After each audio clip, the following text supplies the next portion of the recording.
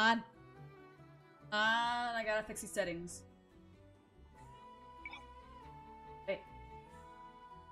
Where'd my controller go? Wait, why am I... Okay, hold on. Blech. My face. Fix my face. You two stay. There we go. Okay. Fix my face. Face. Why is my controller not controlling? Hold on.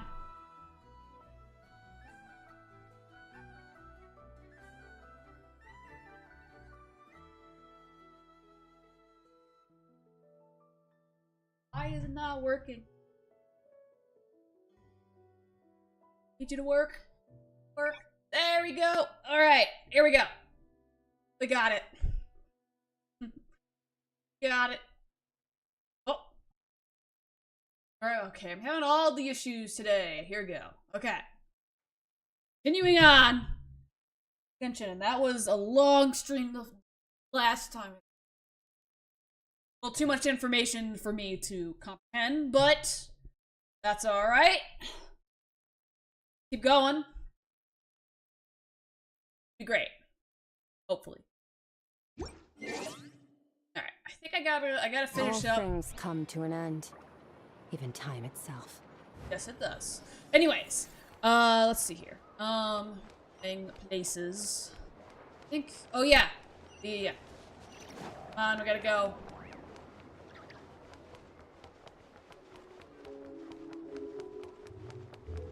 Hope I don't have to fix my audio again.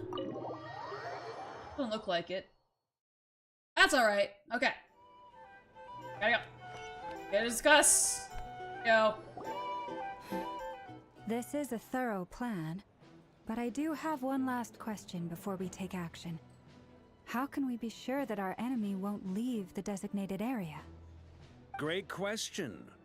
Albedo's been hard at work analyzing Rarer and the Wild Hunt's behavioral patterns. His conclusions are as follows. Firstly, from the earliest known confrontation until now, Rarer has never displayed any ability to manipulate the dimension of space. So it's unlikely he has any power in that domain. Secondly, he seems to have a particularly strong vendetta against our group. If we put him in a fight-or-flight situation, he'll choose to fight every time. Yes, you would.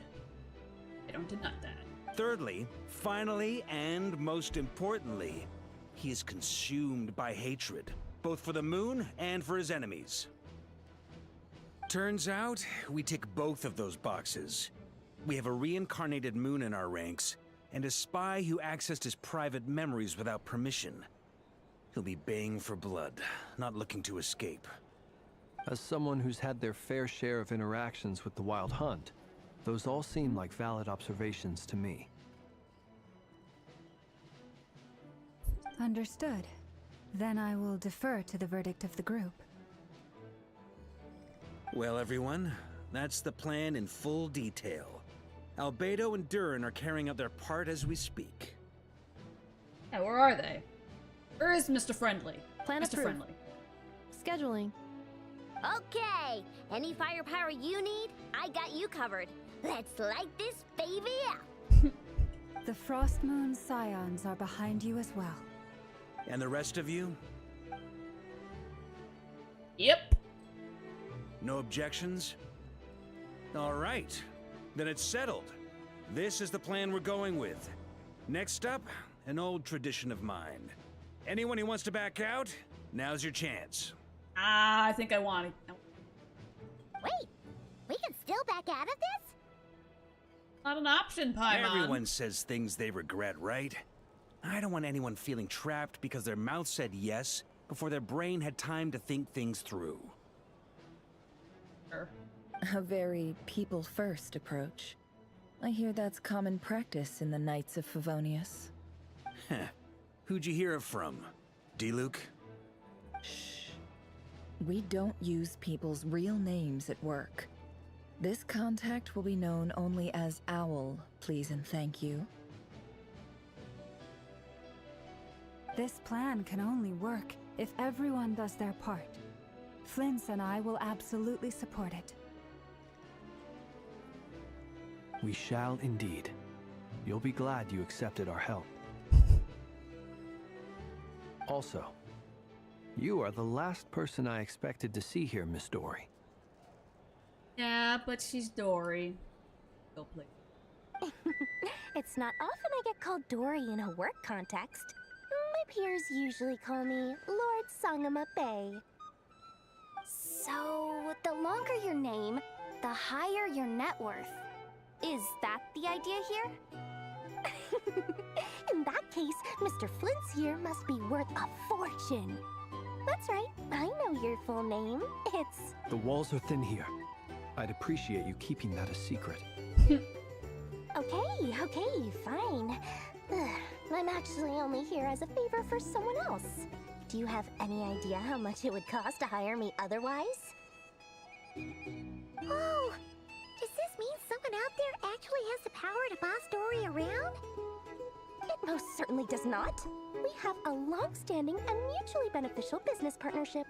She's actually the mom of a friend of yours. Ooh, does that mean what's her name's finally gonna show up? Said mom supplied me with a great little trinket, but now that lady's ruined everything.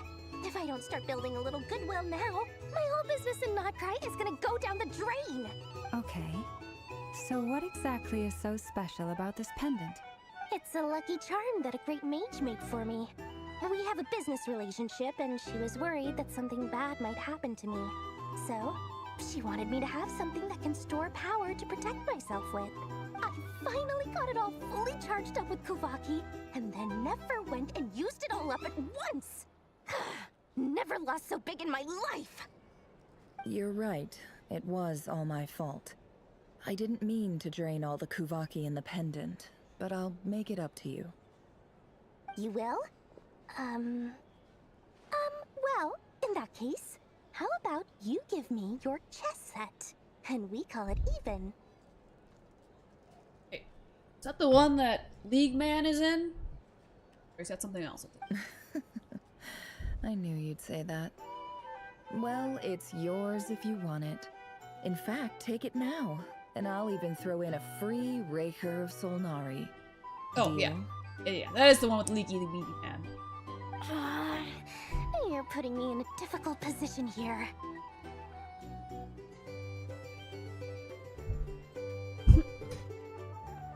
It's a very useful thing to have around, but I have a funny feeling it won't be around much longer. I guess we'll see in a couple of days.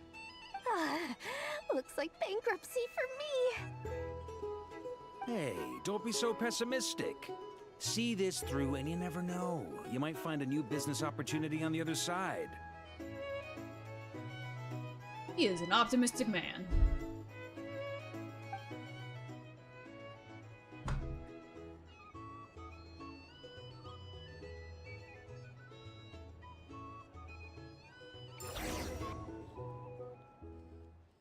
Ah, I got my nose.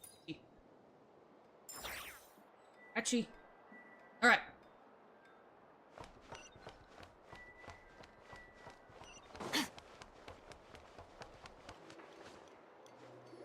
Hello, Dory. Dory, how are things going? Feeling ready? Oh, I was born ready. We only have 2 days. You think Lord Sangama Bay would let an opportunity like this slip by? Don't forget, when something's in high demand, the people with the goods on hand get to charge the highest price of all. Even higher than the sellers taking advance orders. Ta-da! See? It's right here. Oh, it's so pretty. Did you make it? I had no idea you were so skilled with your hands. No, I have a supplier. We go way back, so he made me a very attractive offer. Aha! No wonder you were talking about lucky charms at the meeting. You've been getting Kave to make them for you. That's not the full story. It actually started a while back as a project between me and the Dendro Archon. Mage Alice once warned me that this world won't stay safe forever. There may come a day when everyone faces a great crisis. I passed this on to the Dendro Archon, and she secretly brought together a research team made up of Sumeru's top scholars to invent a technology that could keep people safe. I won't go into the details because it's all very complicated, but if you want to know more, you can ask the Dendro Archon about it sometime. Anyway, point being, it was the Dendro Archon who asked Kaveh to build this little contraption. As one of the top Kashara War talents, he was the obvious choice. Took him long enough. He stressed over it for ages. Must have gone through at least a dozen designs before producing a final product. But that's Kaveh for you. I mean, like, he just wants to be good, man. Like, you know, he wants it up to his standard. Marak delivered it to me a couple of days ago, along with a letter from Kaveh. Could I ask why I'm sending this technology to you? And what's your proposed use case? Has it been approved by the relevant authorities? So nosy. My fault for sending him the research permit to begin with. Surely Nahida must have told him you were involved in this project. He was probably just nervous because you're always so secretive about your business. Could be, could be. Anyway, I just replied, let's hope there never has to be a use case, because it would involve grave danger. Fair enough. But it sounds like he was just being cautious. He probably felt responsible as the one who made it. Or maybe he was asking as a favor for his housemate. He's done that before. Not sure why, though. His housemate doesn't seem to really care that much about this kind of stuff. Either way, all's well that ends well. I'm just glad to finally have my hands on the product. I wouldn't want to be without it, given the potential dangers that lie ahead. Huh? What does that look mean? See, don't like this. He's actually. Paimon's just super surprised. This must be the first time we've ever seen you actually get serious about something. This is not the Lord Sagnama Bay we're used to. Well, a long time ago, I made a promise to myself. I promised that I was gonna live every day of my life with a big beaming smile. Obviously, Mora plays a big part in that. But there are always gonna be times in life when you have to give something back. That could mean paying back a debt, returning a favor, or showing some kindness. Alice has been a huge help to me over the years. She was the first investor I ever had. And I want my investors to know that Lord Sangama Bay is the best in the business. And more than that, no one knows what the future will bring. Whatever happens, I want to make sure the Dendro Archon and all of Sumeru is prepared to face whatever comes. So back to the pendant? Oh, that? I was just making sure Nefer and I are square.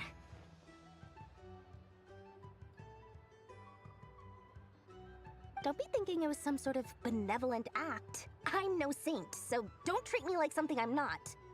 My priority is doing the business that I want to do, so long as my conscience lets me, but it usually does. That's the Lord Sangama Bay business model. Alright, if you say so. I do say so, and that's the whole point. I'm a businesswoman. Don't go trying to figure out what kind of person I am. You'll exhaust yourself. Much easier for everyone involved if you just take my word for it. Oh, and could you two help me get this stuff where it needs to be? Thanks so much. You're my favorite assistants. Ooh! You finally see Mr. Friendly. Like Mr. Friendly.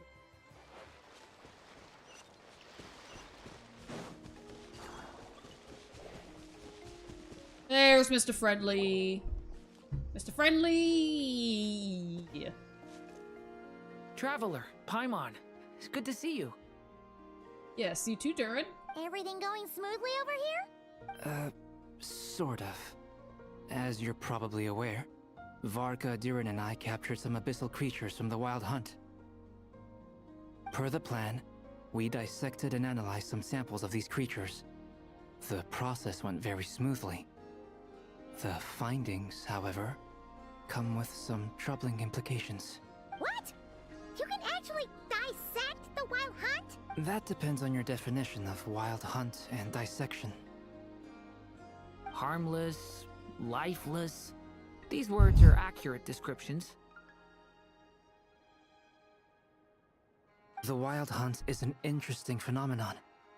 In and of itself, it doesn't seem to possess anything akin to a human personality. But taken as a collective, the medium through which the Wild Hunt is summoned does appear to have a soul. Master griped a lot about the wise Horoptotire, and seemed somewhat fascinated with the foul Certology. But she barely mentioned Rerir at all. I don't think that was because of his lower social standing, though. Anyway, it's a pity. I should like to hear her thoughts on the nature of the life form he has become today. It's a strange mix. The furious energy of an abyssal being channeled through a fractured physical existence. A consequence of being torn apart by an unknown power. Perhaps the only explanation for his survival in this state is that he sacrificed a degree of individuality in exchange for a continued existence. Oh, sorry. Once I get talking about interesting research, I have a tendency to go on indefinitely. Back to our research findings. Essentially, they confirm my hypothesis. Rerir's corpse is completely contaminated by the Abyss, and the effects are irreversible. Feeling so good? You could think of this as Rerir in mutated form. But in my view, even that would be inaccurate. In reality, his whole being has been consumed by the Abyss. In other words, he is now nothing more than a manifestation of abyssal power. Unfortunately, at present, we have no means of completely eradicating abyssal power. Hence, we cannot fundamentally destroy the Reir of Solnari either. We're not gonna be able to completely, at least? Oh, that's terrible news! So, that's it? We can't defeat him? Not even if we get the power of the Three Moons? Miss Columbina's situation is a difficult one. She can never achieve wholeness when the world does not accept her presence. It's as if her creator banished her to a place she can never be accepted. It means she spends most of her energy just on her own survival. Given the circumstances, it's only natural to despair. But we must see this plan through to the end. Time to kick off the backup plan. Oh, Paimon almost forgot! This is for you. Dory asked us to bring it. Ah, how wonderful. Well, thank you for making the trip. Durin and I will be heading off shortly. I'm sorry I won't be there to protect you in person this time. Please be careful. Don't worry about it, Durin. All right then. Stay safe. Got this. Alright. Go and see these people. Alma and Varka.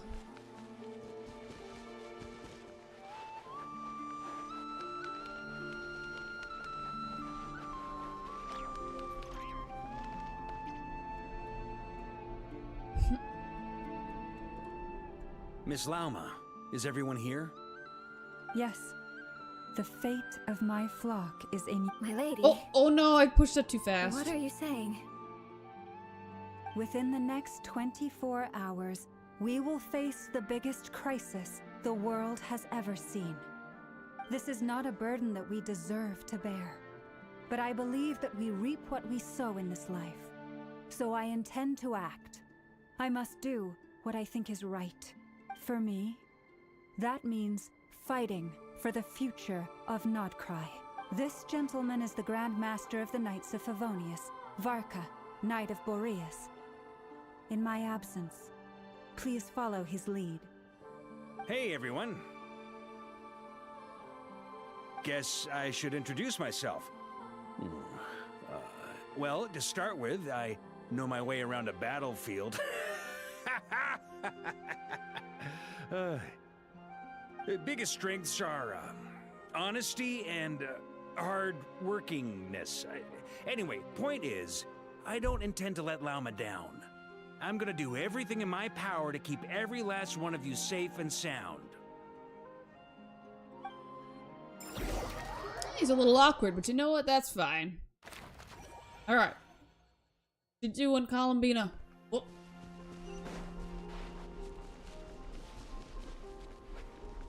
I'm over. Oh, I can. Okay.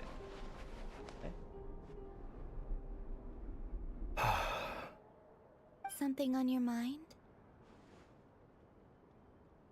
Miss Columbina, was it?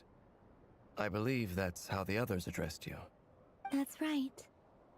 Names are funny things. Have you always been called Dainsleff? Yes. I take it your own name has a more complicated history. I have a different relationship with names than other people. To be honest, I'm not even sure that Columbina is my name. At least, not in the same way that Dainsleff is yours. But it's what everyone calls me, and I go along with it. A lot of my life has been that way. I get so used to things that I forget to question why they are so. I never used to think much about where names come from, or what they mean to people. Maybe something's wrong with me. You're different from other people. I sensed it the first time we met. You're more perceptive than most. I'm sure your long life and rich range of experience explains that. Do you ever find yourself missing Conria, Mr. Dainsleff? Difficult to answer. I have dreamed of the past many, many times. Sometimes I'm fighting tooth and nail. Other times I'm lying on the ground, defeated. I don't recall any happy moments from that time. It has been too long. Is that because hatred survives longer than love and affection? That would not be for me to say. I make no excuses for the grudges I bear. But whatever the reason, I remember little that was beautiful or sentimental. Thank you for your help with the Rerir situation. Without your efforts, I never could have learned the hidden truth of his story. You're welcome. I know he's your friend. Friend? He betrayed me. And I never really understood what he was going through in life. Some friendship, that is. Okay. So, do you plan to fight him with us? You see, you're torn. Now you know what really happened. You see the things he's done in a new light. I need some time. Of course. I completely understand. Anyone else in your position would feel conflicted too. Actually, I went through something similar myself recently. Something happened that changed my perspective on a situation. A situation I took for granted at the time, but now I feel very grateful for it. You mean the Harbingers who still support you, even though you've left the Fatui? Yes. I always thought they were only helping me because Harbingers are forced to work together. But then I abandoned them. A warrant was even put out for my arrest. And even now, they still support me. Which means I was wrong about them all along. Clearly, they view you as a friend. I feel a little guilty now. I regret not seeing her help for what it was, and not treasuring it. I see the guilt that you're feeling now, because I feel it too. Hopefully, talking about it will do us both some good. Have you noticed that the Traveler and Paimon are over there? I think they've been listening. Huh. Shall we say hello? Sure. Hello. After that heavy conversation. Ah! They caught us!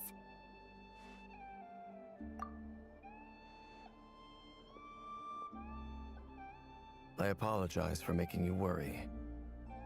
No doubt you wish to know where I stand on the plan to take down the Rerir of Solnari. I'm afraid I need a little time, but I will seriously consider joining you. You will? Oh, thank you so much! Everyone will be so grateful to hear that! They needn't be. This was something that I was going to have to face up to eventually. That doesn't matter to them. They're grateful to you regardless. You can't control their gratitude, so just accept it.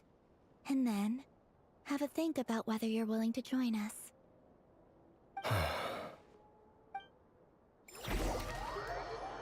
Where to next? Ooh. Bunch of people. It's nearly showtime. Let's go rendezvous with the others. You know the place. Yo. That didn't do much, but I don't care.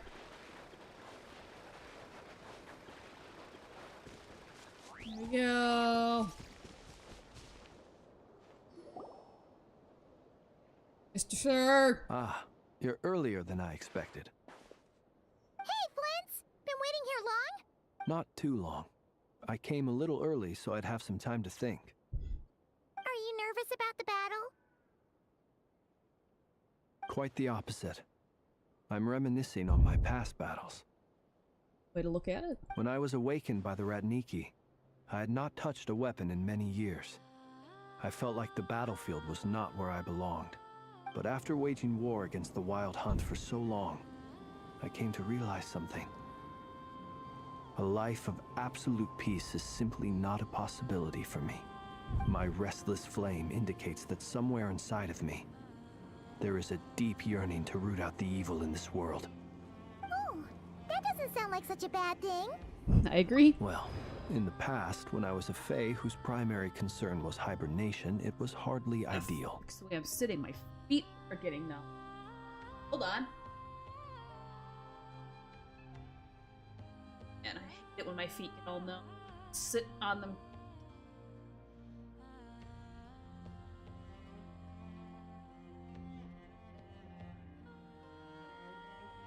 There we go. That's better.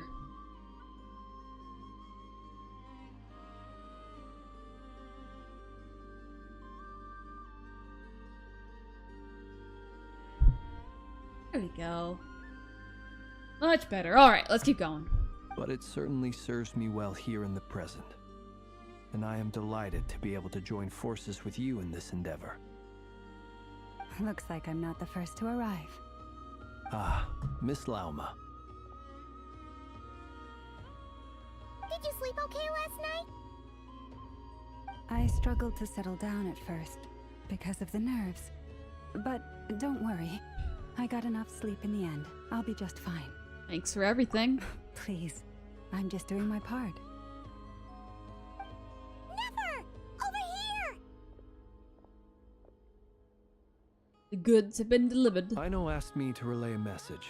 She said Anefa will be on high alert and keep a close watch over all secondary districts where defense is required, providing support as necessary. Meanwhile, Ino herself will provide range support to us directly, using her latest invention. Excellent. My thanks to all involved. Oh, that's a little concerning looking. The chess set's looking a little unstable. It won't hold him much longer. We should be prepared to engage at a moment's notice. No sense sitting around waiting. Let's make the first move while we still have the option. I agree. Paimon, find a safe hiding place. Got it! Be careful, Traveler! I will.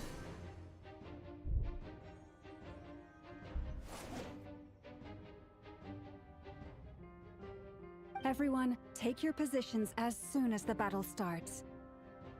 Every ounce of strength we have in our bones, let us bring to this fight. Ready? Let's go.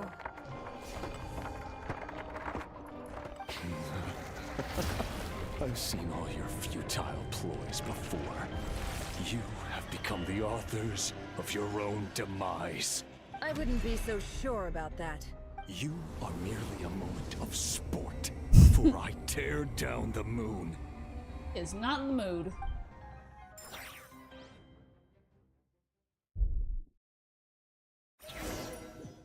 Not in the mood to deal with us. Hello, sir.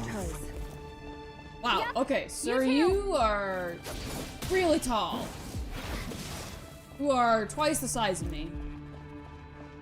The moonlight. It all adds up. Actually, that could try to hit you. No, I do not know how these characters work. That's okay. Whoop. Stop.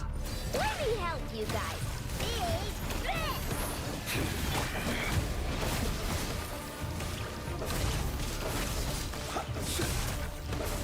To dust. Hunt him down. Can't hide the truth. No more lies. Futile. I know, I need your help. Oh, why will you not switch? For the everlasting forest.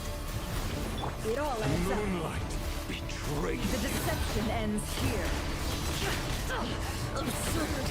These are not my best characters, not gonna lie. I'm not very good at these characters.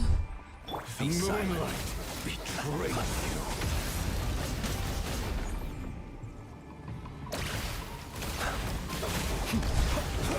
Move. Forest, protect us. Ah, Close your eyes. The long sleep beckons. okay. Oh, I need your help, I know. Thank you. Can't hide the truth. How unfortunate. Leave this place. With one heart, we... Where am I going? And so shall it end. The moon will protect you. This way, right? Oh, I see. Okay.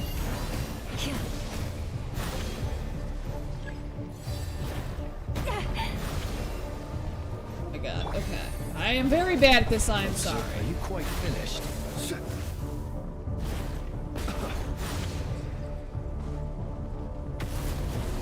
Hello, sir. Do you see now? Okay. Okay. From here, when will it be as you This way. foretold? The moonlight betrays you. Nope, nope, nope, nope, nope.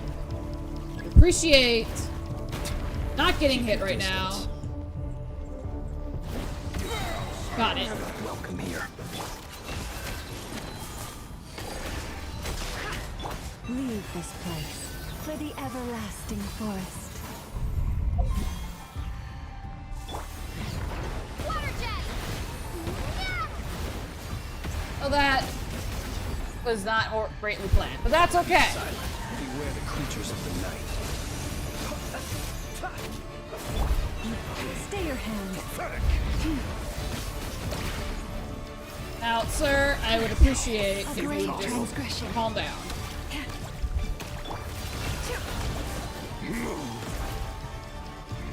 The moonlight hunt him down.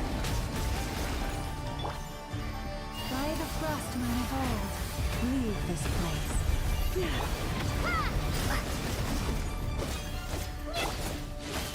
The mystery unravels. No more lies. Pathetic hunt him down. The moonlight futile. Alright. I am still horrible with these characters, but I am trying. Are you quite What is finished? happening? See you at the graveyard. Down. Wait, why are you alive? The moonlight. Pathetic. Can't hide the truth. No more lies. Seek within.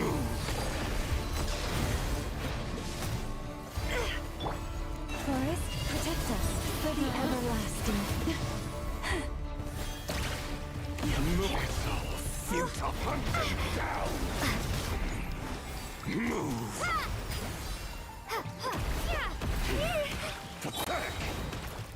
Close your boot.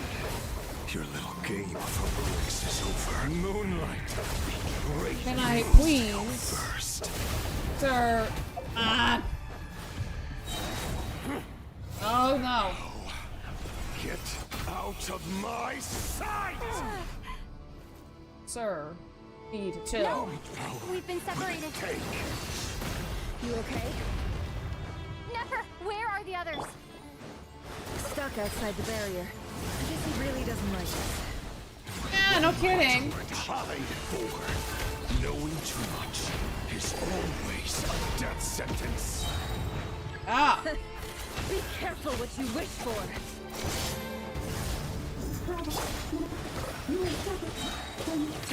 Laula, can you hear me? Silence.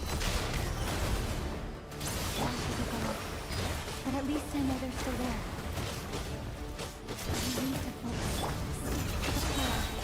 Yeah, stick to the plan of try to hit League Man. I can solve it long enough. But I am not very good at many of these characters. That's alright.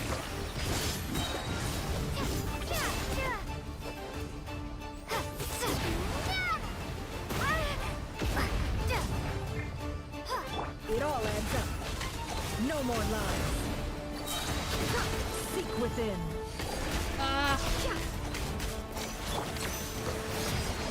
Oh, I missed. Sorry, Nefer. It was not good. Darn it! Come back here.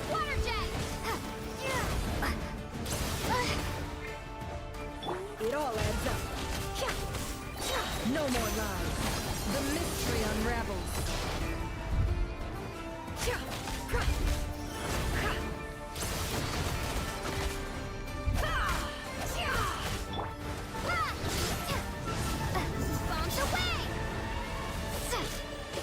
My god, I cannot get over the fact of how tall this guy is. Still over here. Oh, that's concerning.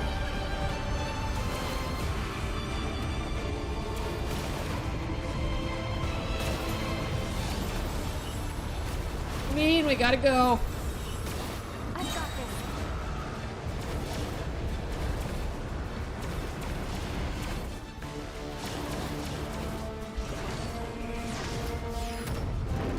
Oh, that. The shield's broken. Within my grasp. Don't push your luck.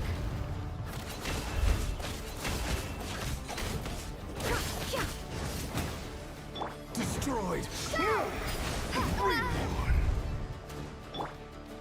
No more lies.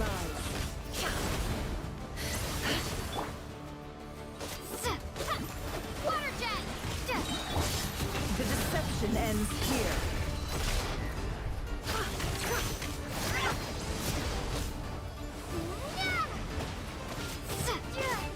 It all adds up.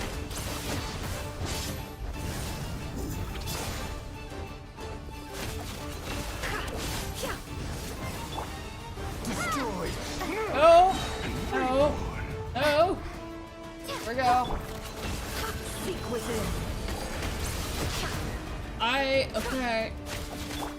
Go. Bombs away.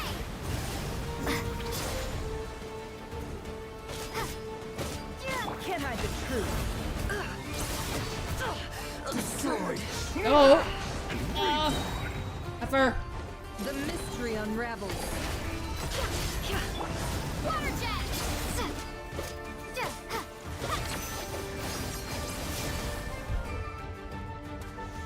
Wipe out. No more luck. Run. Nowhere to hide. Can't hide Please, the truth. sir. The deception ends here. Oh, I'm sorry. I broke the ultimate there. That's alright. No more lies. This is not really going much Can't hide better, the is it? truth. Go.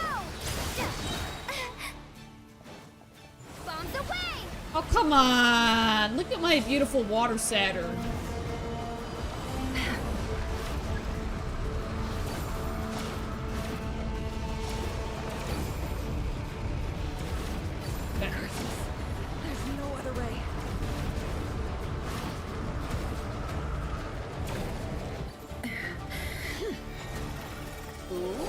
happening.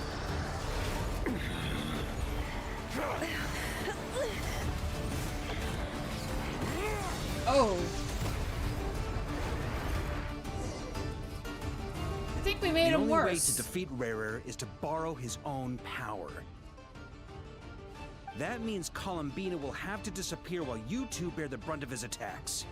You have to hold on. Find a way to keep him focused on killing the two of you. I see. Though I do not think Nefer is in good. bleeding. I don't think Nefer's in good health. Soon you will be powerless to resist. And then, I will reduce you to dust. But that dust will plague your memories. Come on, keep holding on. Any other tricks up your sleeve? Let's see them. As entertaining as they are, you've backed yourself into a corner. You don't fool me. I see your fear clear as day. I have to stoke his rage. Make him unleash everything. You fear what you could never defeat. You fear the thought of never being able to save your beloved. You cannot win the fight against fate, Rarir. Is that what you think? Well, now it's your turn to feel afraid! You fear the sound of your own name? Is it us you hate? Or is it what you've become? Let's see what becomes of you! Okay.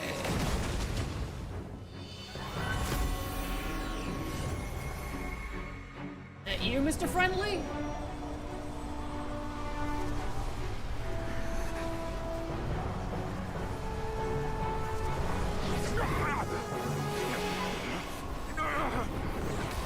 What's happening? That power. I've seen it before. Mr. Friendly!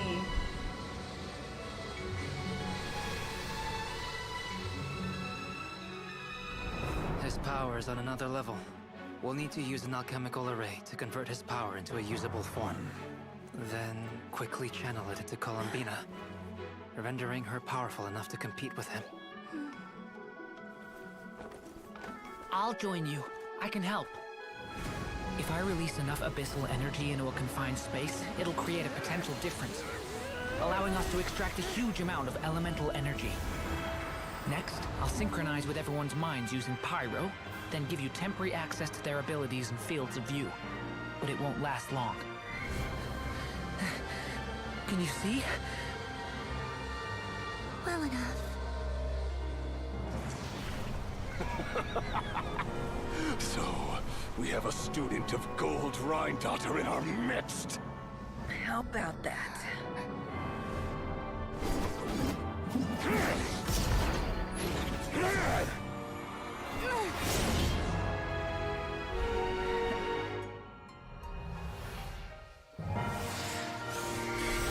Get him! That is beautiful animation.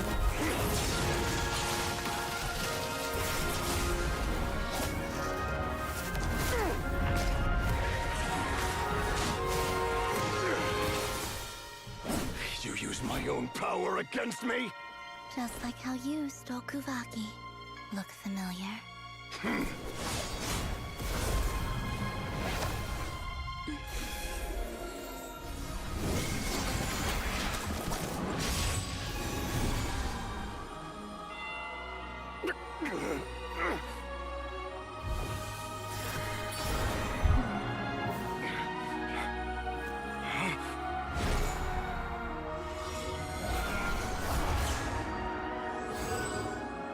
Don't you realize? You don't have the power to hold that gate open. I don't, but someone else does. Goodbye, Rarir.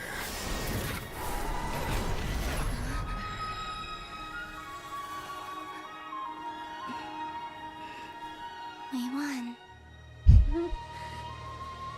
Yeah, is Aaron alright though? Oh, okay.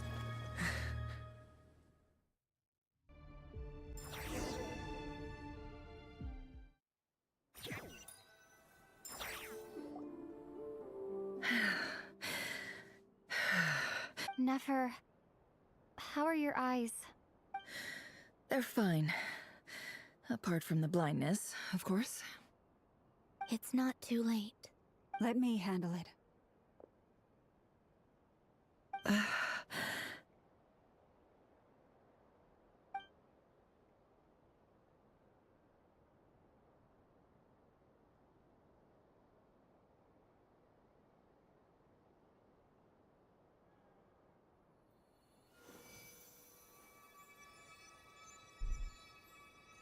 Miss Nefer, it's not like you to lose your composure.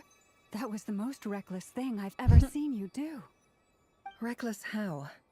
The situation was critical. Our lives were at stake. We had to do something. Even so. Okay. I guess you're right. Under the circumstances, it was a wise decision. You traded your eyes for an incredible victory. In business terms, I suppose that's a huge return on investment. I'd be hard-pressed to argue otherwise. Still, I don't like this outcome, and I don't want you to lose your sight for good. People suffer when they make sacrifices they shouldn't have to make, whether that means faith, strength, or in this case, your ability to even see. I had hoped you could win without sacrificing so much as a single hair on your head. Thank you. Really. All done. Don't try and open your eyes just yet. We'll see how you're doing in a couple of days. Until then, please follow your recovery plan to the letter. I'll send full details through Yehoda. For now, just get yourself home, relax, and rest. My dear friends, we have fought bravely and achieved a spectacular victory. A dark cloud has been lifted from the skies of Nodcry. All in this land will be grateful for what you have done. The moon will remember this day. Thank you both.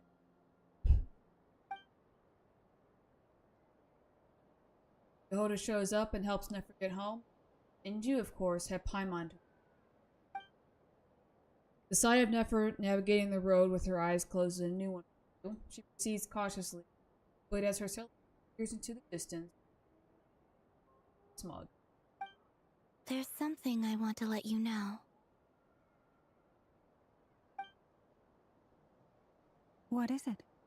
When Durin connected everyone's minds so I could access their powers, I also felt everything they felt. And since Nefer's eyes were injured, my eyes are hurting now too.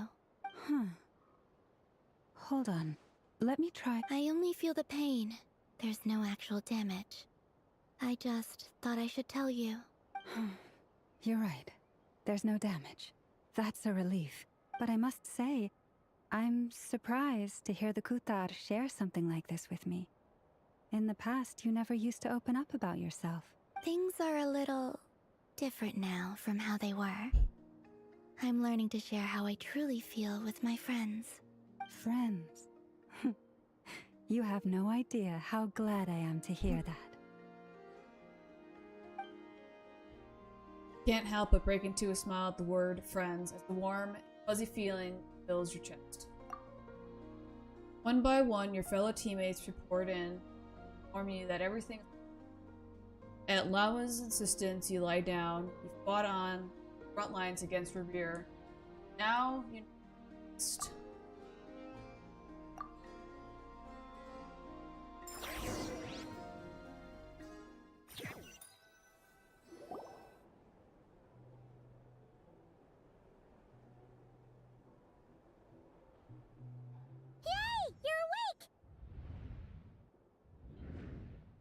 How are you feeling? Any aches and pains? Did you sleep well?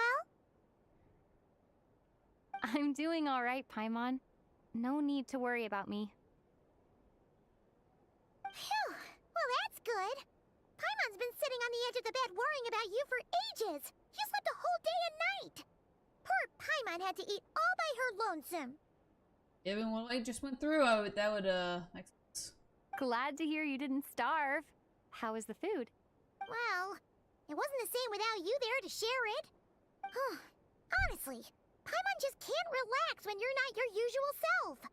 She couldn't enjoy the food and settle down to sleep. Well, I'm back to normal now. Oh yeah, and Albedo swung by earlier. He said to tell you to head to the tavern when you woke up. Varker and the others are organizing a victory feast and they want to celebrate with you. He also dropped off some medical supplies, but you seem fit as a fiddle, so guess you won't be needing those. If you're feeling up to it, let's head over now. Wouldn't want to keep them waiting. Good. Let's go.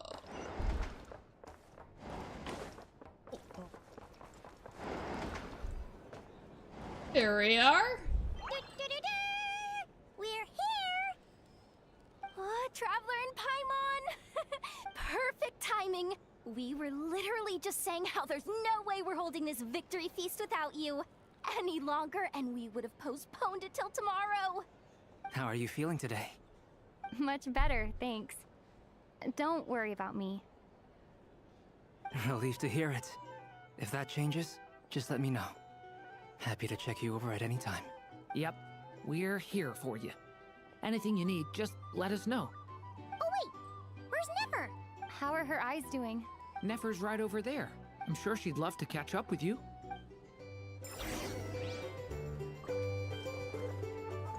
Ah, this way. Hey, she's all by herself? Nefer's gonna be all lonely.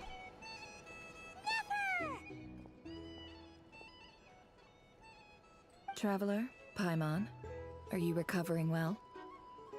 Much better, thanks to good rest. You're looking well too. Turns out that moon chanter has some real talent after all. My eyes were mostly recovered after just a couple days rest. I can actually open them again now. Here? Yeah, but you gotta be careful. Lauma says not to strain your eyes while they're still healing. Yes, thank you. I'm well aware. Yehoda, could I borrow you for a moment? I could do with an extra pair of hands. Oh, sure. Coming. Did you hear that? I gotta go help Lauma for a second. You guys chat among yourselves. I'll grab us some drinks on the way back. Paimon, you still like 'em sweet? You bet. Make it extra sweet, cause Paimon's earned it. Sure thing.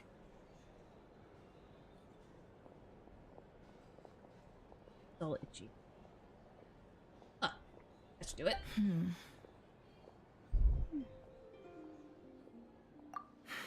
The Raker of Solnari.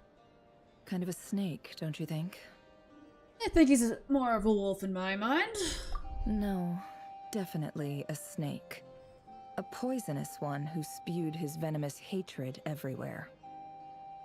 Anyone who seeks revenge out of hatred for other people has become a snake. That's something my dad used to say. Guess he didn't like seeing people go down the path of vengeance. Perhaps. I'm sure it sounds like a very wise and open-hearted perspective to your ears. But me? I think hatred is a perfectly justifiable emotion. What else is left when everything you depended on in life gets stripped away? Something's gotta fuel that drive to keep on living. When I look at your life... If you're worried about me, you can nip that in the bud. I'm not someone who gets stuck in the past.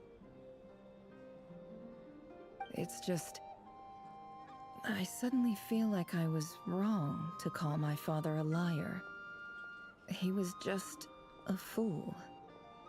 That's why the Academia turned their back on him, and why the other tribes ganged up on him. Oh, Father. How much better things could have been if you were a skilled liar. Look at the Ibis King. Thoth is a fiendishly cunning liar. And yet, strangely, he feels more like a father to me than my real dad ever was. He's never brought it up, but I'd bet he feels the same way. Why else would he give me the power to perceive the truth, while at the same time training me in the art of deception. Sadly, I've never heard the Ibis King's voice. Well, King Deshret banished him to Aru, which is essentially a prison, and posed 3 questions to him. He promised that he'd have his freedom if he could find the answers. His response was to take on a physical form and approach me, hoping that I could become his envoy and search for one of the answers on his behalf.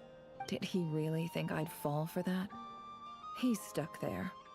He can't make me return what he gave to me. Sounds like he was nice too. So that's enough for you to decide he's nice, is it? He's a prisoner, and he was scared. So he decided to perform some good deeds to win people's approval. He lives in fear because he's a deceiver. How is Rerir any different? You can't work as a spy your whole life and expect a happy ending. It's preposterous. Yet I can't say I don't understand it. Liars live in the darkness of their own making. But it's still human nature to want to go on living. They say that a liar's soul is the most worthless thing in the world. What do you think?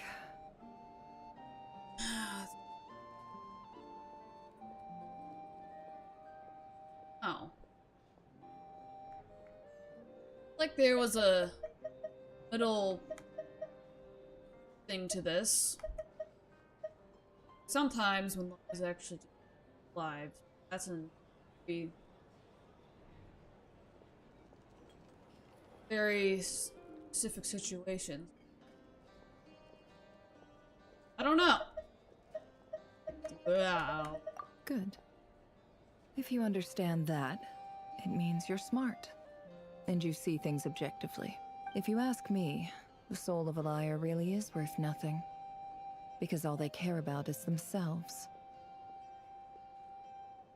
For example, when something good falls into my lap, I don't go sharing the news around.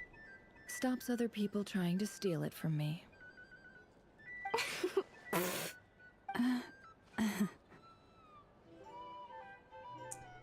I have a feeling some people over there may have overheard that. So be it.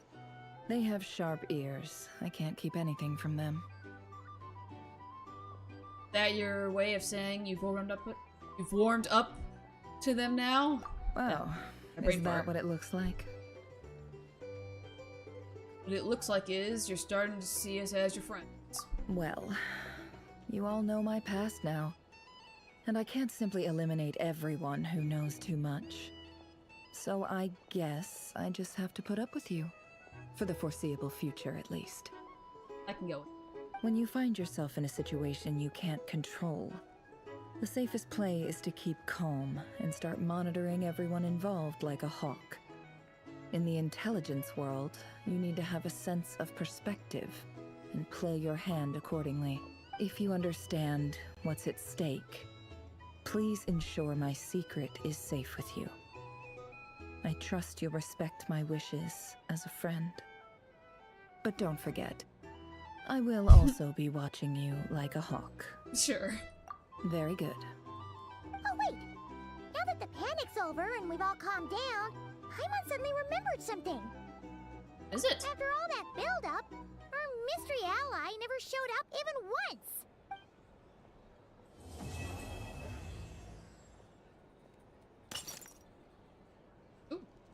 Huh? Am I imagining things?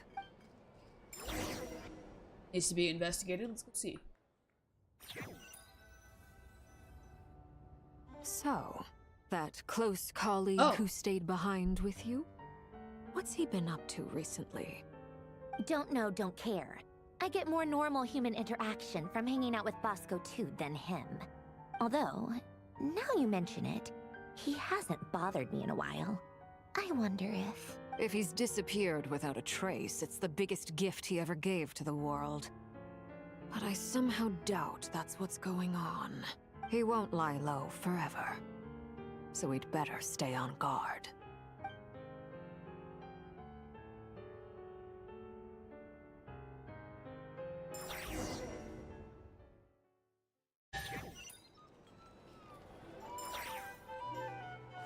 Interesting. That mean Leaky Weaky Man's coming back?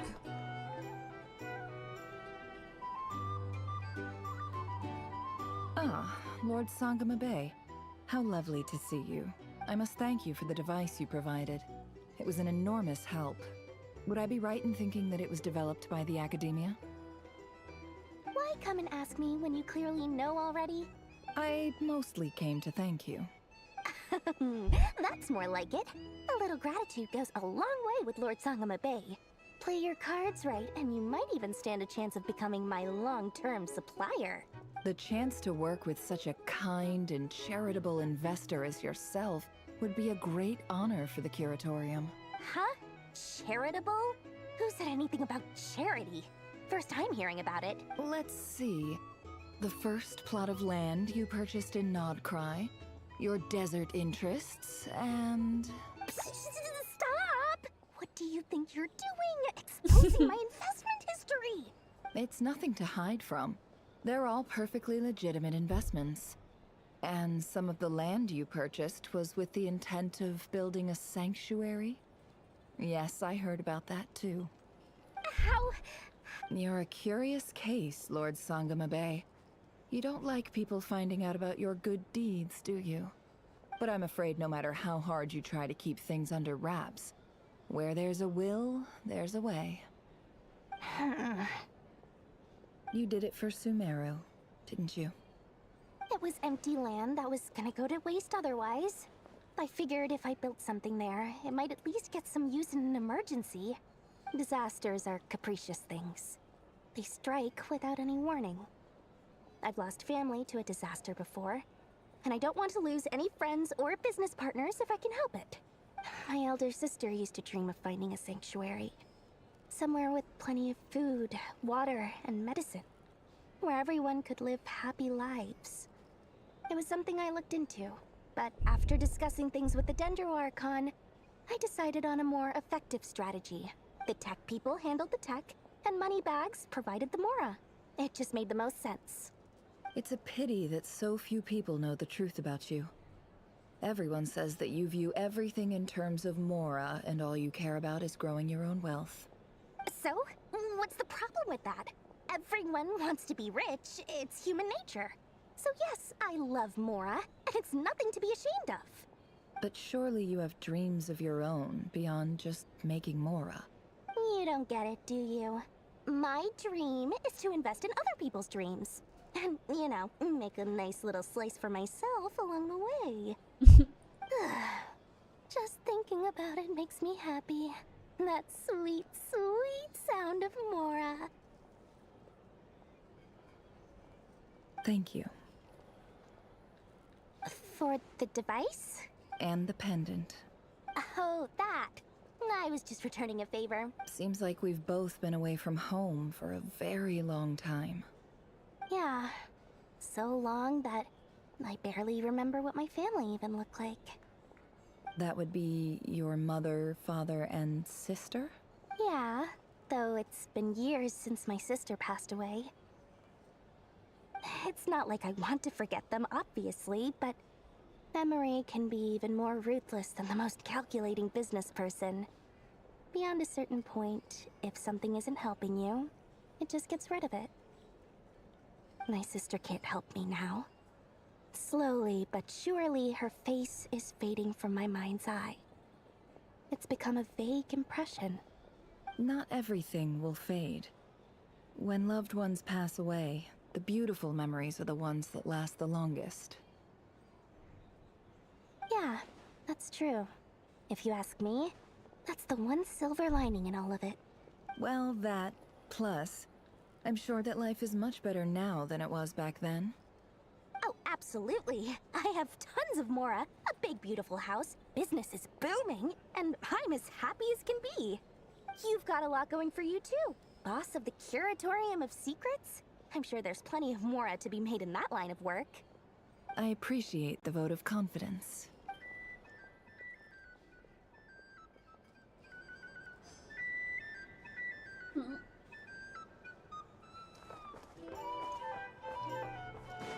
Alright, what's going on over here? What are you doing? How have you been holding up? Any adverse reactions? if you start to take a turn for the worse, make sure you tell me right away. You don't need to worry about me, Grandmaster. I'm fine. I mean, I barely did anything, so... What? You're too humble, young man. You played an indispensable role in the battle for Nodcry. We can't thank you enough for your support. Sometimes, when people praise you, it's because you deserve it. The best thing is to accept it calmly and with grace. It's important to learn how to respond to words of admiration. Let's do a quick demonstration. Albedo, that was an incredible feat of alchemy. The pressure was on, but you worked flawlessly at lightning speed to get the job done. Thank you. I can't take all the credit, though. Durin played a big part in forming the alchemical array. See? Did you catch that? A masterclass in how to take a compliment. Oh, okay, yeah. I did work pretty hard to help prepare for the battle. Hey, you guys! Hey, look who's bounced back. Looking good, traveler. Seems like you've recovered. You won't need to take any more medication.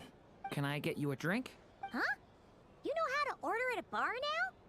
You've sure learned a lot recently. Handling a drinks order is ridiculously simple compared to alchemy. Don't worry, I'll blend into society yet. Paimon believes it. You're clearly a fast learner, just like your brother. To be totally honest, though, Paimon didn't quite follow all the details when you first explained the plan to us. Don't worry, that's completely understandable. Unless you're a student of alchemy, it's hard to grasp the principle and how the process works. To put it in the simplest terms, we saw how our enemy stole the power of Kuvaki, and that gave us the idea of stealing his power to turn it against him. When facing an enemy you have no hope of defeating, it's best not to engage them in battle. So, instead of looking for a way to overpower him, we decided to help Columbina get strong enough to at least stand up to him in a fight. For this to work, we had to analyze his modes of attack, confirm who his main target was, and make sure that he wouldn't go beyond the range of the alchemical array. For added security, we prepared a total of 4 arrays. But to mitigate the impact of the battle, we identified one location in particular as the ideal spot, which is where the confrontation took place. The alchemical array absorbed his abyssal power. Then Durin processed it to render it usable by Columbina. That power enabled her to do what would otherwise have been nigh on impossible. What surprised me was that Dainsleif actually agreed to join us. Given his history with Rerir, he had every right to sit this one out. But we're extremely grateful for the decision he made. Fronting a former friend in battle there. It must have been a painful choice to make. But I'm sure that making a decision was far better for him than staying in limbo. Absolutely. He was torn between 2 paths, but in the end, he made his choice and stuck to it resolutely. He doesn't strike me as the sort of person who'd stay trapped in limbo for long. Anyway, however you cut it, everyone gave a stellar performance. And now, it's time to kick back and celebrate.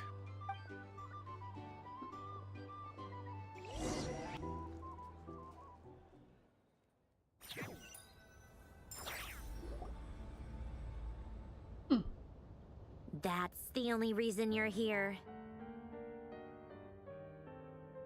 Yes, I've thought a lot about it. And I've realized that you, me, and Arlecchino should be friends. I think this is very important. So I felt I had to come and tell you. Well, this is a new one. I'm so moved. I can't even hold my teacup. If that's all, you can leave now. Do you not want to be friends with me? Or is it that you prefer being co-workers? What is this, Columbina? Are you deliberately testing my patience threshold? Right now, my politeness module is active. But if you say another word, I swear I'll shut it down. If your politeness module was active, wouldn't you say the word please at some point? Polonia, please see Lady Columbina to the door. Will you still invite me to your next tea party? What? Yes, I think you will. Bye-bye, dear Sandrone.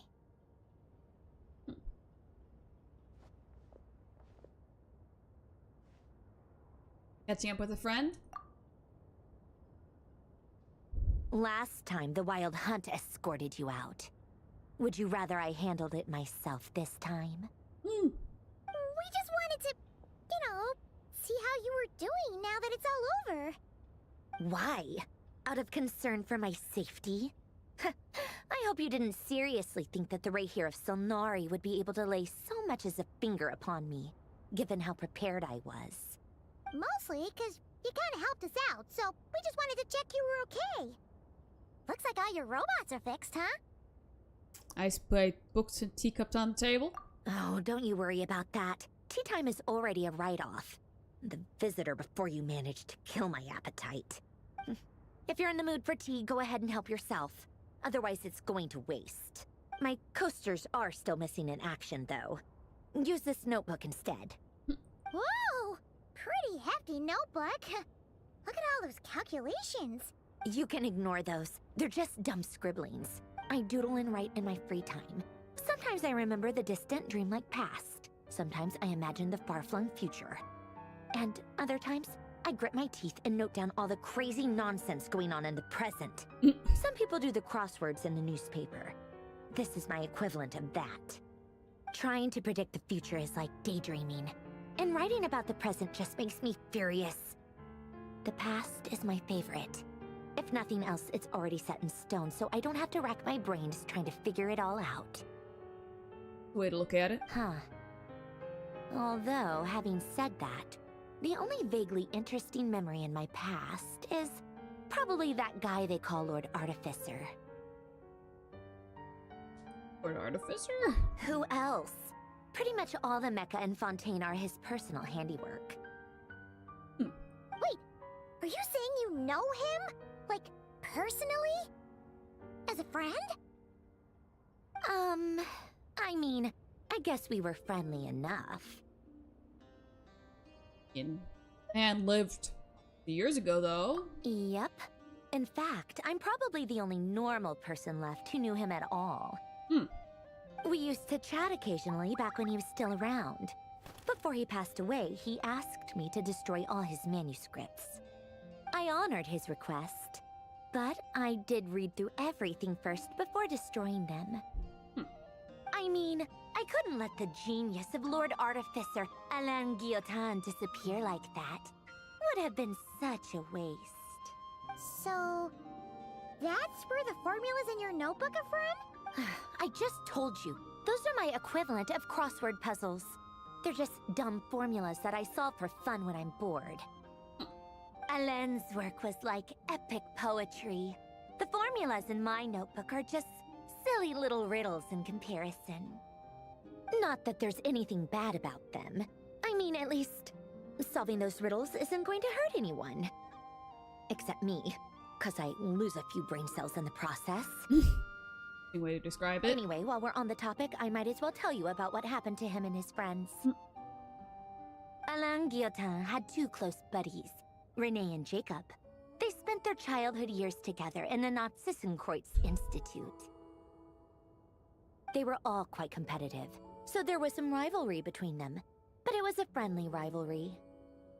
But beneath the friendship and the rivalry ran something deeper, a sense of nostalgia for the past. Unfortunately, childhood would end, the prophecy would come true, the apocalypse would arrive, and the future would never be. A mad dream that would normally only capture the minds of lunatics began to take root in their hearts. A dream of saving the world. And if Renee and Alain had been people of lesser wits, that dream would probably have ended up as something for them to joke about in their older years. But alas, they were some of the sharpest minds around. They nurtured that dream with the full power of their intellect, and it grew into something that ate away at their souls. The first of them to fall under its spell was Renee. Against Alain's wishes, He persisted in experimenting on a mutual friend of theirs to try and save their life. Alain did not approve and parted ways with Renee. It's complicated. Alain wanted to believe that Renee only did what he did for the sake of their friendship. But when he told me about what happened, I could tell he still had some suspicions about Renee's motives. Perhaps the seed that would grow into a nightmare had already sprouted in Renee's mind. Even then, the next time they met, Renee's soul had been completely engulfed by the dream of salvation. His futile attempt to change the tide of fate only resulted in a wave that swallowed up the world, even before the apocalypse came. And although that wave died down eventually, I hear that it just recently came back with a vengeance. As I understand, Renee wanted to live out his dream of salvation once more. But I'm told that the attempted resurgence finally died out for good. At long last, Renee awoke from his deluded dream. Though of course by then it was far too late. What do you think of Renee? Do you admire his transcendent genius? His view that any price was worth paying to achieve the lofty goal of saving the world? Or do you despise him?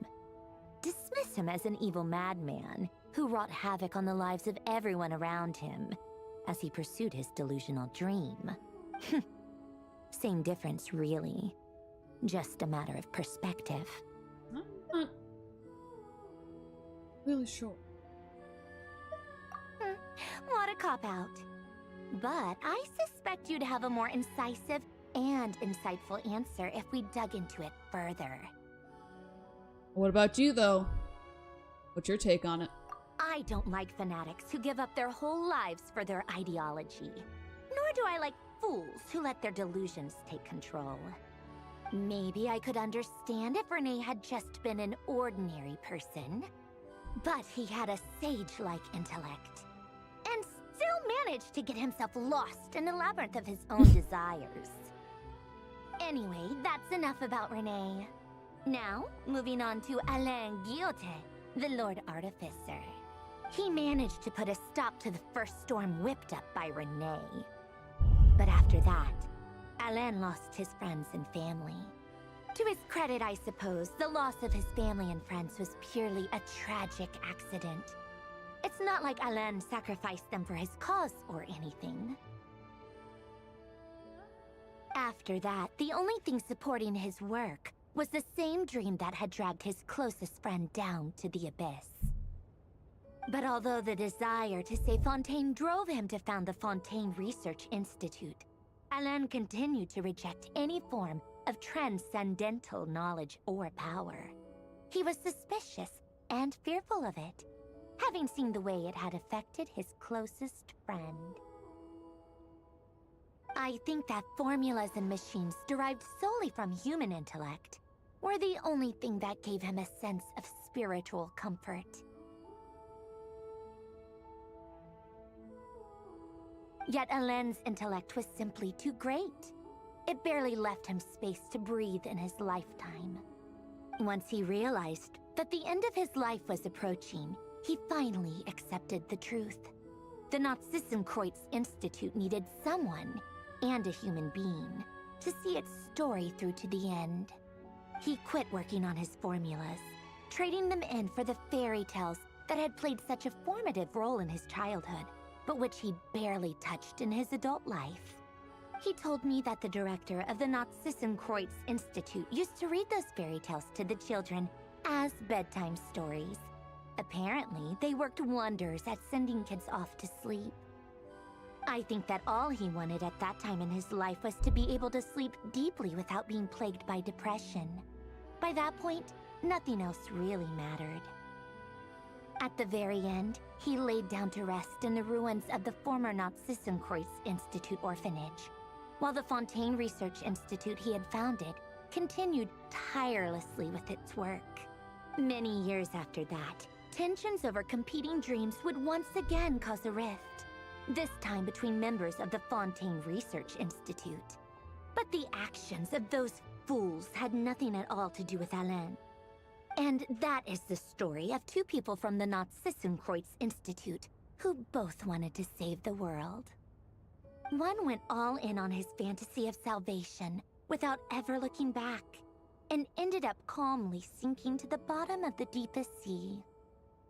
The other sought desperately to burn bright in his life, even though he wasn't sure where he was going. I do sometimes wonder, why is it that people like them have such grand hopes of saving the world? Even the grandest tree starts as a tiny seed. So perhaps, for each of them, their mission to save the world began with a very simple desire: to save themselves. They were young children with friends and family who mattered to them, desires to explore the meaning of life, ambitions to have a successful career. They didn't want to see all of that taken away in one fell swoop. Or maybe they just wanted to find something to anchor themselves within the chaos, to stop them getting quietly swept away by the storms of life. But instead, the search for their own salvation took them down the rocky road laid out by fate. Do you think the desire to save oneself is enough of a justification to try and save the world? Man, what is it with the deep questions today? I guess it can be something very small, I guess? And it starts out small, it's bigger and bigger. Makes sense. The only thing that's complicated about it is that for everybody that's a different definition. Not one simple definition. Very complex definition. All with very different forms, I guess? Oh. Sure. The way you said that sounded just like Alain. I asked him the same question back when he was in his prime, putting all of his energy into his work. He gave the exact same answer as you did. No elaboration, just a quick short answer before getting right back to his work. He was always that way. All right, tea time's over. That was a deep tea time. I think that's the deepest tea time I've ever experienced. Except I've never had a tea time, so I don't know. I owe Arlecchino a favor for telling me these stories. I'll have to bring a whole sack of gifts the next time I visit the House of the Hearth. I'm gonna go tinker with Polonia now. You guys can do whatever you want, as long as it doesn't involve interrupting me. That's fine. Polonia, exit hibernation mode. Begin diagnostics.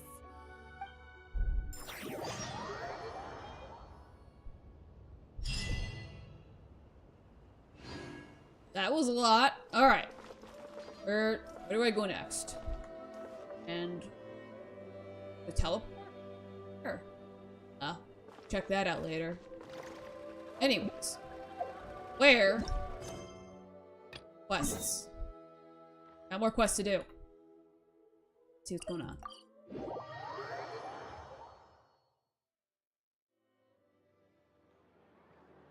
Thank you for waiting. Catherine, you're I back. finished checking your adventurer handbook. Here are your commission rewards.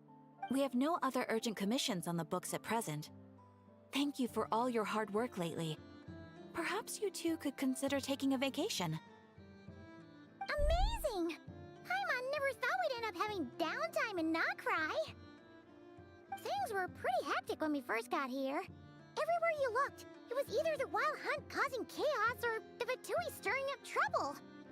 It felt like this whole region was one giant slime in a barrel, ready to go boom at any moment. We've done a lot since we got here, haven't we? Sure have. Things were looking pretty dicey, but in the end, we managed to turn it around. Whoa! Paimon just got deja vu! Oh, that's right. It's because we've done this like a million times now. Ah, yes. Are you two aware that the Moon Prayer Night is soon to take place? Where now? Oh, yeah! Llama told us that was coming up soon. Wait, why do you mention it, though? Do people in Nasha Town celebrate it, too? Paimon thought it was just for moon goddess worshippers. You're partially right. Most people in Asha Town just see the festival as an opportunity to do business. They do not concern themselves with the religious element. The festival was first celebrated by the Frost Moon Scions. On this day, they would wear moon prayer blossoms and celebrate the birth of the moon goddess through song and dance. They would also prepare food and handicrafts and give them as gifts to others. Over time, it became Nodcry's most lively festival. Oh, sounds like fun! I'm up for it. Great! Well, in the meantime, since Catherine doesn't have any commissions for us, let's focus on some personal business instead. When we first got here, you mentioned that this was where your spaceship landed? We didn't get to follow up on it at the time, because we got wrapped up in that whole rare situation, but now we can finally start investigating it properly. Yeah, but we don't know where to start. Well, there's a saying Paimon's heard around these parts, which goes, if you lift up a rock, you'll find something you weren't looking for. By that logic, you'll never find what you're looking for while you're searching, but the moment you stop looking, it'll jump right out at you. I don't know if it'll be that simple. Could be worth a try though, right? Anyway, Paimon suggests we focus on other stuff we want to do for now, and just keep an ear out for spaceship-related intel as we go. I haven't seen Kalabina in a while. She used a huge amount of power in the final battle against League Weak. Has been much weaker since then. I don't know if I can do anything to genuinely help her, but surely a little chat can do no harm. Other thing that concerns me is we've seen no trace of the doctor so far. What's wrong? He looks super serious all of a sudden. I was thinking about Kalambina and the doctor. Huh? Paimon gets why you'd be concerned about Kalambina, but what does the doctor have to do with anything? 'Cause he's been absent so far. Oh, that's true. And now that you mention it, we're definitely overdue for a showdown with the Fatui. It is weird that he hasn't shown himself this whole time. What could he be up to? I guess his experiments, but I guess to some degree, not seeing him is a good thing. True. Paimon would much rather deal with Marionette anyway. She says the meanest things, but when it comes down to it, she doesn't seem like a bad person. I can agree with that. Maybe it's the pressure of being a Fatus?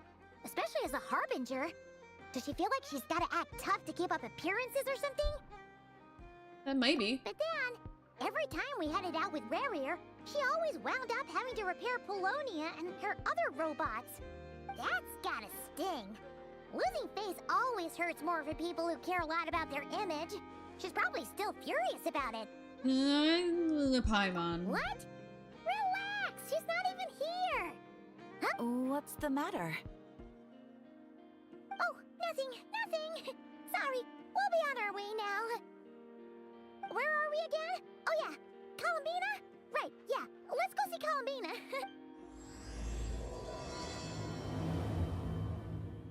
Alright. Here we go. I got more story. All. Wrong direction. Nope. I'm right direction. What's going on? Kalambina! Where are you? Be visited. Time to bother you.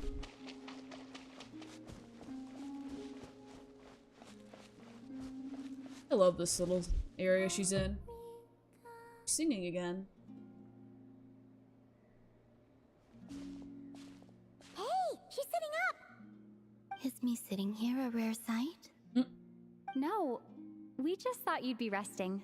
Perhaps I would have been, were it not for the sudden arrival of some unexpected guests. Not that I consider it a disturbance. After all, you are the only ones who are free to enter. Would it not be a little unfriendly of me to lie down while we speak? I didn't realize you put so much thought into little things like that.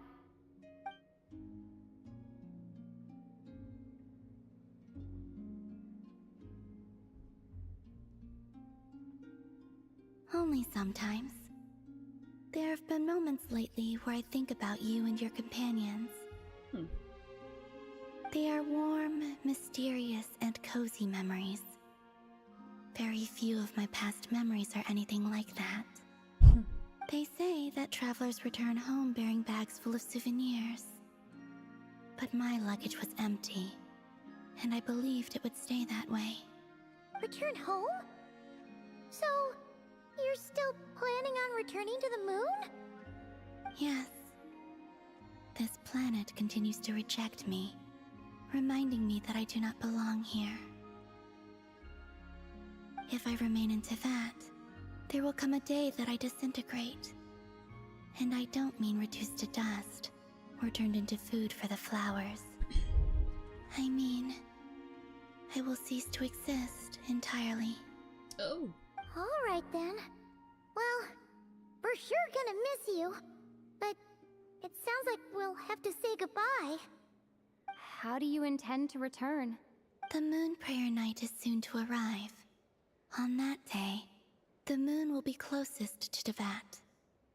The Kuvaki in this land will reach its peak at that time. I merely need to grasp the tide, and with relatively little effort. Oh! Paimon gets it! It'll work like a slingshot! You make it sound like she's gonna get blasted up to the moon. If I did that, I suspect I would crash into the false sky. I will be using a much gentler approach. But I do like the analogy. It's fun. You see? She gets Paimon's sense of humor. In the blink of an eye, the time has come to part ways. It does feel that way, doesn't it? Time seems to fly fastest when you are enjoying it.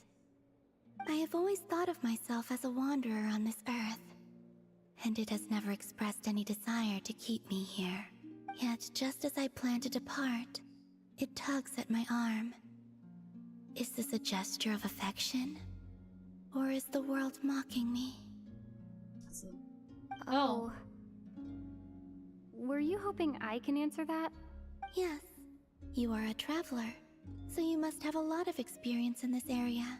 Then, what I would say is, enjoy the moment. That's right! Don't overthink it! Happiness is happiness and joy is joy! The point is to enjoy it, not analyze it! I see. Then what I would say is, even though I am very tired right now, I am still happy. I can't tell from the tone of your voice. Oh, really? You don't think I sound happy? I'm just kidding. I could tell you were in a good mood today from the moment we saw you. Ah, a joke. Albeit not a funny one. Anyway, I assume you're here about you-know-what. Give me your hand. Actually, it's not that. There's something else we wanted to discuss with you. Oh. Then, do you still want to give me your hand? Or not? Sure.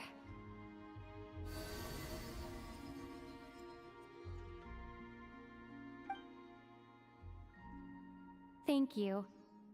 So, I've heard that in the moon prayer nights of the past, people here would hold celebrations in the moon goddess's honor.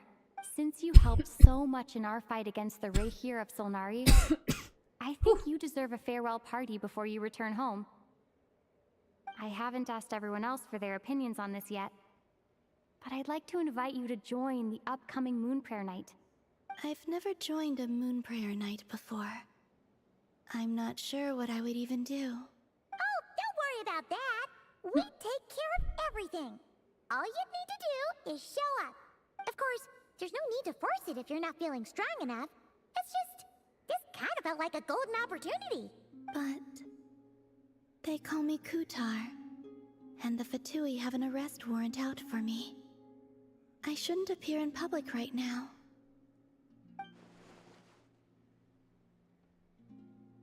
Yeah, there would definitely be complications, but I'll make it work. You have my word. Yeah, we got your back! Well, she does. Paimon's actually not too sure what she's planning. All right, if you're sure. I will not refuse your invitation. I suppose it wouldn't hurt to pack a few more sights from this world into my suitcase before finally learning what my homeland looks like. Oh, if you see Lauma, please tell her that my answer to the question she asked me is neither yes nor no. Rather, it is. There is no need. That was kinda cryptic, but sure. Guess it's between the two of you. We'll pass along the message. Bye for now!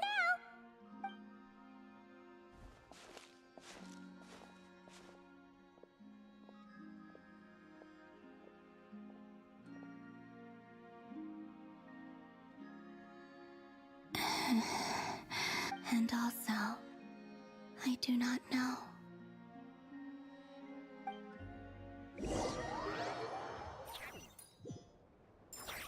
Since she's agreed to join the festival, let's go see who else wants to take part.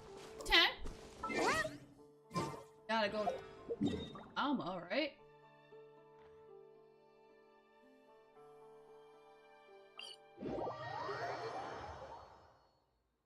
Also, what exactly is your plan to keep her safe? I don't Not know sure yet. I'll figure something out. What? Are you serious? And Paimon even gave you her vote of confidence back there! When did you become so sneaky? Hey, Llama! It's us!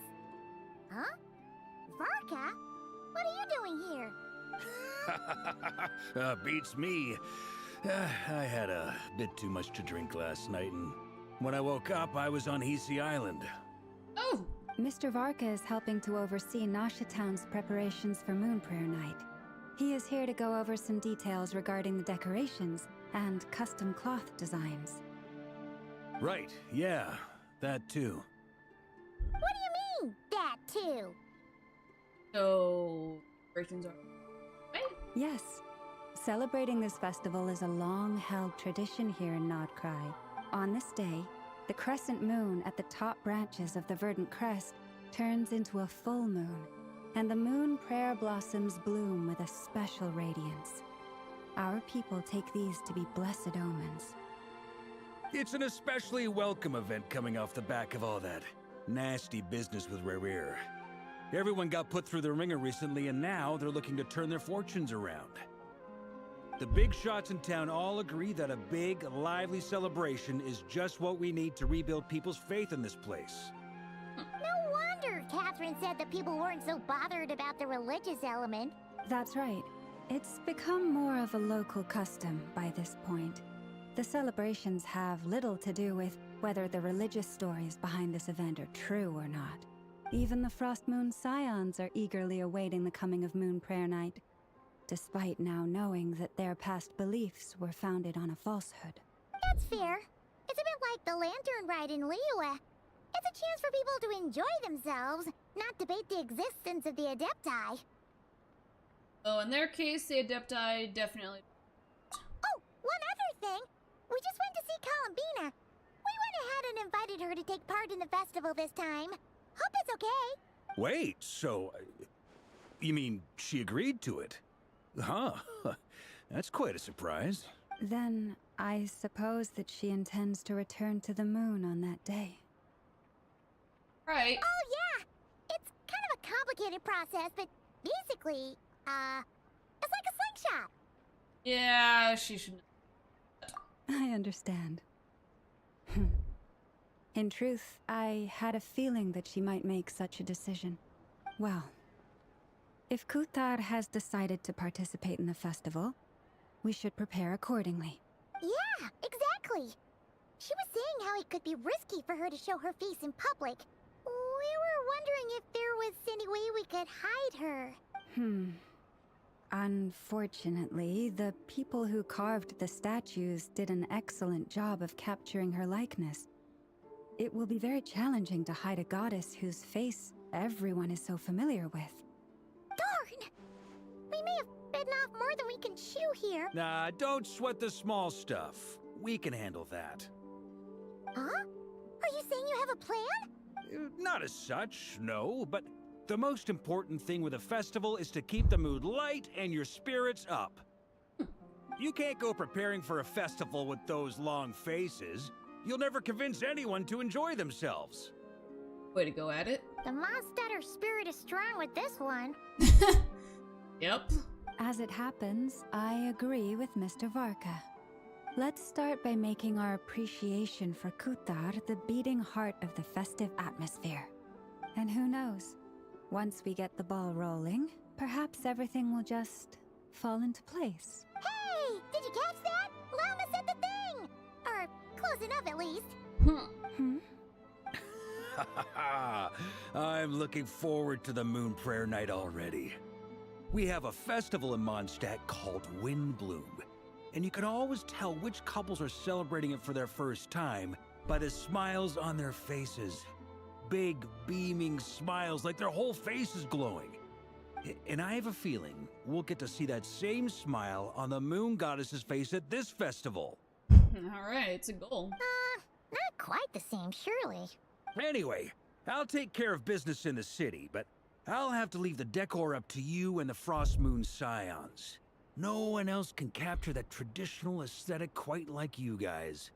But lastly, there's the final key element that brings the festival to life. Companionship.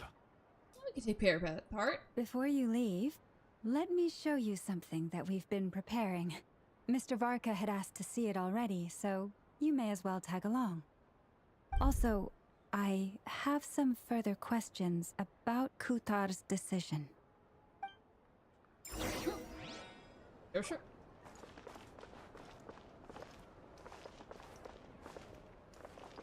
Decorations.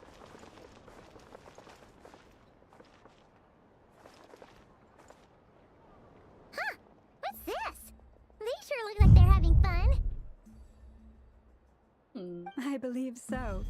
Kuhenki seem very skilled at playing drums like these, although I'm not sure where they learned it from. Maybe it's an innate talent? In their eyes, they're probably just playing with toys. Wanatar!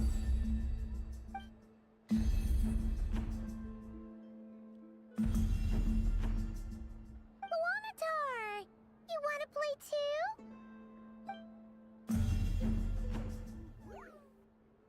I mean... Yeah. She looks more confused than anything. Maybe we can teach her next time if we get the chance. How about now, though? Oh, does it not work? Can't work with it now. What are these floaty things? Floaty thing. Moon veils. Oh! We hang them from buildings in the city during the festival. When you look at the sky through them, it creates a lovely misty effect. It does.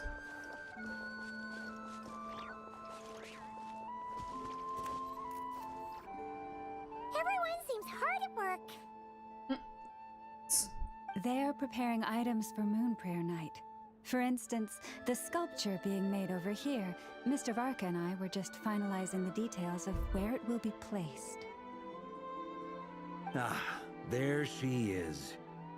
I didn't know the finished article would be so large. Not to worry, though.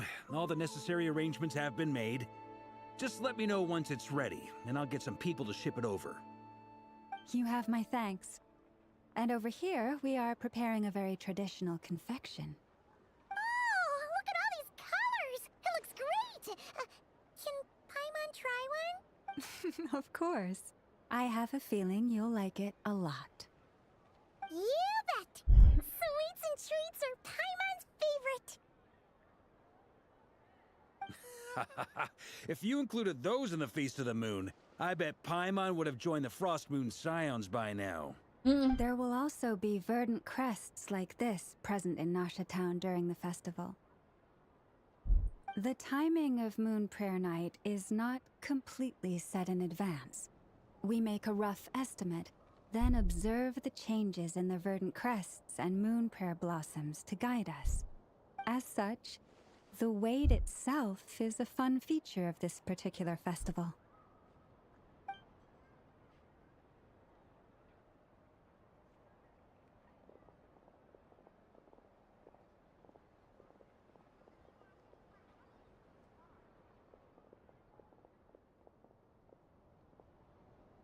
Let's talk here.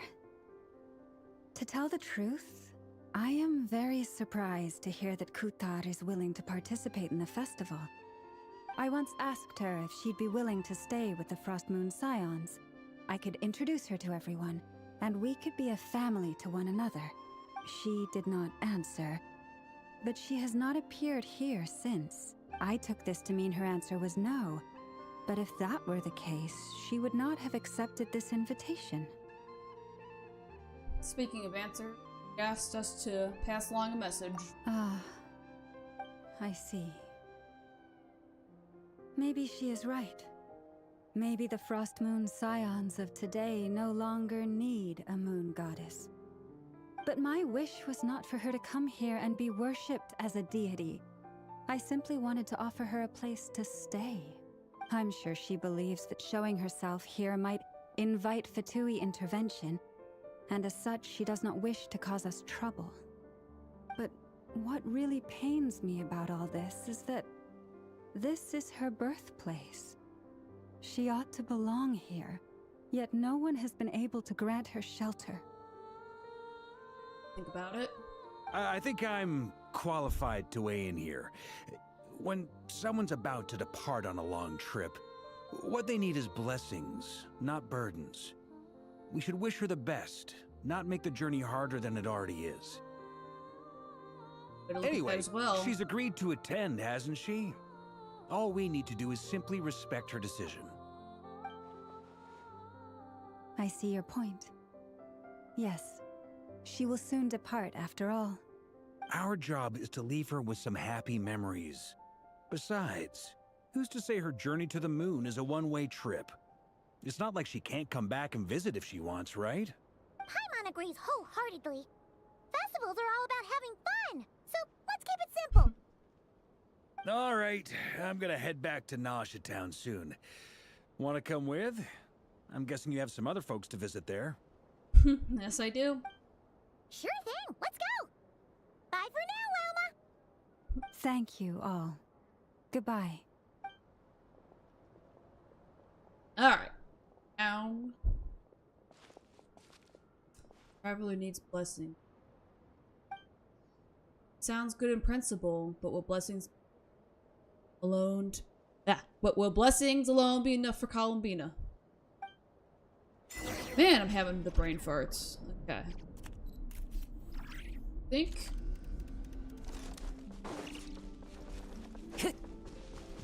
Nausea Town.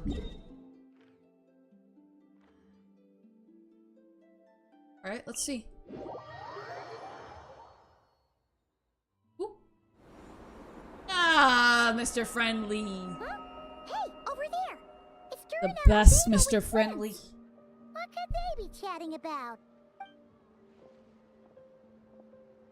Your guess is as good as mine.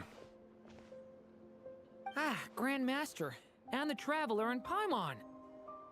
Hello there. It's been a while. Perfect. Sure has. We have some new volunteers for our investigation. Wait, what? Wait, let me guess. The righteous Lightkeepers are finally ready to hunt down the Abyssal Dragon? Wait, there is a dragon here. Yes, that too. Yeah, right. Oh, wait. Why does everyone keep saying that too? Well, to be precise, the facts match, but not the causality.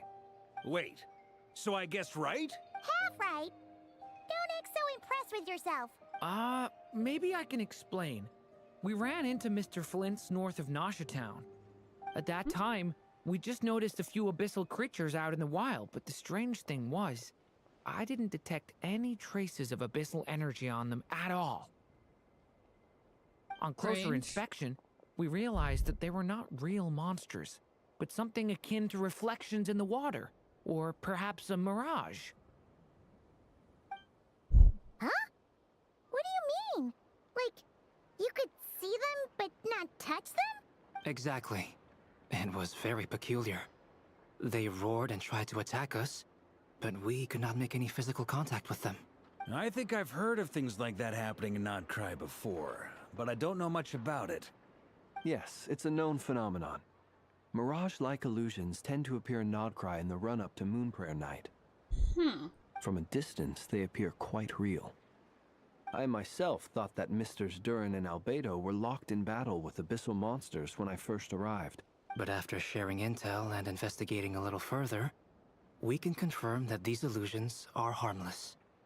There is no great cause for concern. That's good, I guess. All the Mirage stories I've heard are either animals, rocks, or small houses. Abyssal monsters, though? That's a first. Wait. Rocks? Why? Why rocks? Small houses. Why? Animals, I guess, but like, there's not much happening with rocks or small houses. Well, I guess if someone lives in the house, sure. Okay. It's a first for me too, so I'm planning to look into it further just to be on the safe side. I intend to inspect a few more locations. What about you two? Any plans? Alice contacted me a few days ago. She'd like me and Durin to assist her with an experiment. Does that mean we're finally gonna see her? But we lost contact shortly after receiving the message. I'm sure that comes as no surprise to anyone familiar with her. And I've never seen her. She's been a long time, as far as I'm concerned. We don't know when the wind will blow. Yet when the wind blows, we will know. That, in a nutshell, describes how Alice operates. Yeah, that tracks. Okay.